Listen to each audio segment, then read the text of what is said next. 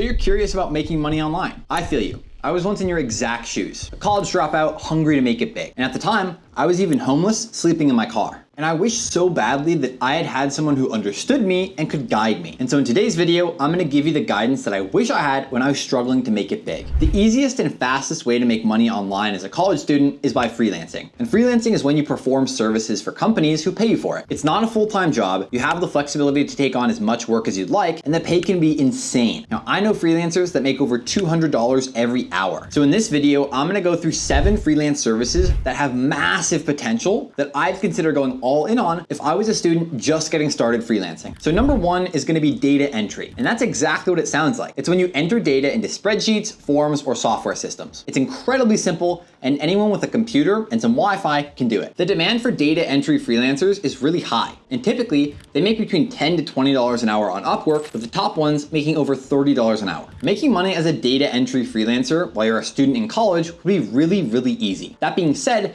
there isn't as much potential to really scale it into a full-time income. But if you're in college and just looking to make a couple bucks on the side, data entry is an excellent skill to offer. Number 2 is logo design. Now, every company you've ever heard of all have one thing in common. They all have logos, and somebody has to design those logos. Now, logo design might be a bit more complicated than you think. Companies typically want their logos to have a specific vibe, which can be kind of tough to put onto paper. That being said, if you can get good at understanding a company's vibe and putting it into a logo, you'll have so much work, you won't have time to attend classes. And while the demand for logo design is solid, the pay ranges a ton. I know freelance logo designers that charge $50 per logo, and I know other freelance logo designers that charge $1,000 for a logo and brand identity package. Overall, this would be a pretty easy way to start freelancing if you have experience in logo design. If you don't, it would be much more difficult. Number 3 is video editing. And if you've explored the world of freelancing before, you've probably heard of it. And just like it sounds, video editing is when you edit videos for companies, whether that be for social media, long-form YouTube videos like this one, or commercials. Now, if you don't have any experience as a video editor, this probably isn't for you, because when companies are hiring video editors, one of the most important things is a good portfolio. So if you're just starting out, this one probably isn't for you. But if you do have experience video editing, it's a really solid service to offer. There's so much demand for it that I helped Michael Loic, a video editor from the UK, make over $10,000 in less than 90 days freelancing on Upwork. But the key here is that Michael had experience video editing.